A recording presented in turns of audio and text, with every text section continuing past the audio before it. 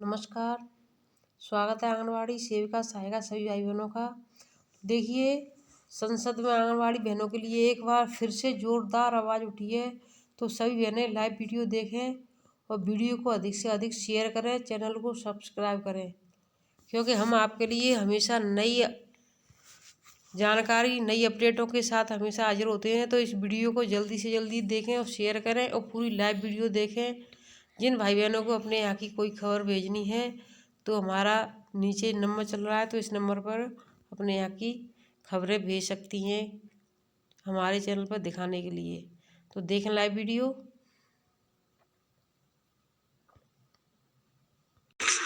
इस बारे में बोला है, तकरीबन सभी मेंबर्स की वही मांग है और मैं भी हमारे सम्मानीय सदस्य रितेश जी ने जो रेजोल्यूशन मूव किया है मैं उसका पूरी तरह से समर्थन करता हूं। एक लोक प्रतिनिधि होने की हैसियत से जब भी कोई आंगनवाड़ी सेविका, आंगनवाड़ी वर्कर या आशा वर्कर से मुलाकात होती है तो वो यही बात कहती है कि हमारे लिए कुछ करिए। उसे ऐसा लगता है कि हम लोक प्रतिनिधि है तो बड़ी उम्मीदें हैं और मेरी जिंदगी में अगर कुछ बदलाव आ सकता है तो आप कर सकते हैं।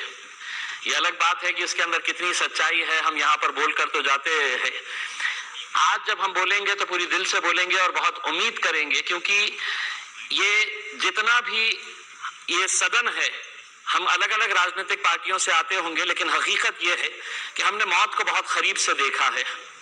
कोरोना के पीरियड के अंदर कौन अमीर था, कौन गरीब था, कितना बलवान था, किस राजनीतिक पार्टी, किस जाति, किस धर्म का था, कोई मायने नहीं रखा। मौत आई और उसको लेकर चली गई। ये तो हम खुशनसीब है कि हम जिंदा रह गए और अब हमारा ये दायित्व है कि जो लोग मौत के करीब जा रहे हैं उनको कैसे जिंदा रखा जाए करके। आंगनवाड़ी आशा वर्कर्स 1975 के अंदर उस वक्त की प्रधानमंत्री इंदिरा गांधी के दौर में ये शुरू हुई थी। 38 स्कीम्स इसके जरिए चलाए जाते थे और उस वक्त जब ये स्कीम शुरू हुई थी तो एक आंगनवाड़ी सेविका को महज 225 रुपये ऑनोरेरियम के तौर के ऊपर 1975 के अंदर दिए जाते थे। करीब करीब हम 50 साल आ गए हैं। मेहनत उनकी इतनी ज्यादा होने के बावजूद भी आज एक आंगनवाड़ी, एक आशा वर्कर कितना पैसा कमाती है, ये हम सब के लिए बहुत ही शर्म की बात होनी चाहिए। क्योंकि इस मुल्क के अंदर, ये इसके अंदर राजनीति नहीं कर रहा हूं मैं, लेकिन हम स्मारक बनाने के ऊपर, हम पुतले बनाने के ऊपर हम हजारों करोड़ रुपया खर्च करते हैं। ये जो आंगनवाड़ी सेविकाएं हैं, ये क्या काम कर रही है? 2020 के अंदर एक स्टोरी आई थी महाराष्ट्र के एक आंगनवाड़ी वर्कर की, जिसने सबको हिलाकर रख दिया था कि उस आंगनवाड़ी वर्कर जो महिला थी, उसकी तड़प ऐसी थी कि वो नंदुरबार से एक गांव को पहुंचने के लिए खुद कश्ती में बैठती थी। 18 किलोमीटर खुद वो सफर करती थी। आज भी उसका वीडियो यूट्यूब के अंदर आपको देखने को मिलेगा।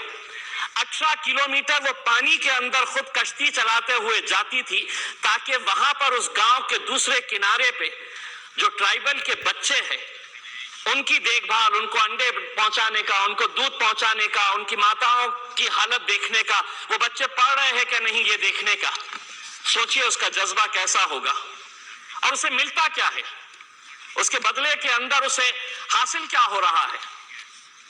आज आंगनवाड़ी वर्कर्स की अगर हम पगार अगर हम देखेंगे, सैलरी देखेंगे, हम तो सांसद हैं, अपनी पगार बढ़ाना है तो हम एक झटके के अंदर बढ़ा सकते हैं और हजारों रुपये से बढ़ा सकते हैं। क्या है, मैं महाराष्ट्र के हद तक की बात करता हूं। आंगनवाड़ी वर्कर को कितना पैसा दिया जाता है? तो 8,500 जो मेन आंगनवाड़ी वर्कर है, जो आंगनवाड़ी वर्कर मिनी जिसे कहा जाता है, उसको सैलरी दी जाती है 4,500 रुपये और जो दूसरी है उसे महज 5,000 रुपये। तो आंगनवाड़ी वर्कर्स की अगर हम सैलरी देखेंगे तो वो 4,500 रुपये से 8,000 रुपये। सुबह 8 बजे से लेकर दोपहर में 3 बजे तक काम करना, और काम करना भी ऐसा कि उन्हें पूरा प्रोग्राम दिया हुआ होता है, वो घर पर बैठ नहीं सकती है क्योंकि जितना काम करेगी उतना पैसा मिलेगा। अब मेरा ये कहना है, अगर यही महिला, मैं तो ये कहूंगा, मैं सरकार से ये कहूंगा और पूरी ईमानदारी के साथ ये कहूंगा, मेहनत हमारी आंगनवाड़ी वर्कर्स कर रही है, मेहनत हमारी आशा वर्कर्स कर रही है, लेकिन आप अपनी पीठ थपथपा रहे हैं। आप सारा क्रेडिट उनका जो है मुफ्त के अंदर मेहनत वो कर रहे हैं और आप कह रहे हैं कि नहीं, हमने देखिए कितना अच्छा काम किया है। अगर वो ना रहे तो आपके पास सिर्फ मौत के आंकड़े आएंगे। ये जाती है महिलाएं जाकर बताती है कि क्या होना चाहिए, क्या नहीं होना चाहिए करके, चाहे वो डिलीवरी का रिकॉर्ड्स मेंटेन करना हो, चाहे ऐसे बहुत सारे कोविड की दवाइयां हो। आज वैक्सीनेशन सबसे ज्यादा अगर गांव के अंदर हुआ है तो आप तो कितने गर्व से आकर ये कहते हैं। हेल्थ मिनिस्टर हमारे महाराष्ट्र से आती है, मैडम आप भी अच्छी तरह से जानते हैं कि उनकी हालत क्या है, उनकी पीड़ा क्या है, आप भी अच्छी तरह से समझते हैं। और एक महिला होने के हैसियत से ये तो आपकी जिम्मेदारी है। हमें बोलने की जरूरत नहीं होनी चाहिए। हमें बोलने की जरूरत इसलिए नहीं होनी चाहिए कि यहां पर इस सदन के अंदर, चाहे वो सत्ता में बैठे हुए हो या विपक्ष के अंदर बैठे हुए हैं, उनकी पीड़ा आप अच्छी तरह से समझ सकते हैं। उनकी तकलीफें क्या है आप अच्छी कर भी अगर आप अनजान बने रहना चाहते हैं तो इसके लिए कौन दोषी है। मैं आपसे हाथ जोड़कर यह अनुरोध करना चाहूंगा कि एक बहुत जिम्मेदारी का काम ये लोग कर रहे हैं। अगर हम इन्हें थोड़ा सा और सहारा अगर हम दे देते हैं तो मेरे हिसाब से एक बहुत अच्छा काम जो है वो हो जाएगा। मैं मैडम आपको ये बताना चाहता हूं कि पिछले साल सारे मराठी चैनल्स के ऊपर एक खबर आई थी कि आंगनवाड़ी सेविकाएं जितनी भी है उनको सरकार ने, महाराष्ट्र सरकार ने मोबाइल फोन दिया था, वो चलता ही नहीं था। तो 1 लाख महिला आंगनवाड़ी जो सेविकाएं थी उन्होंने ये तय किया कि हमको ये मोबाइल फोन नहीं चाहिए या आप रख लीजिएगा करके।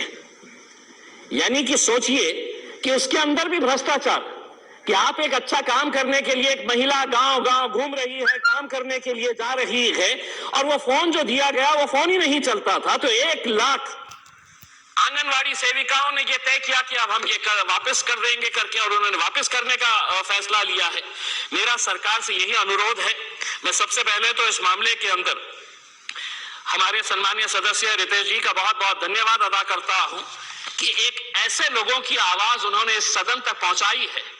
देखिए, मैं आपको बताना चाहता हूं कि जो आंगनवाड़ी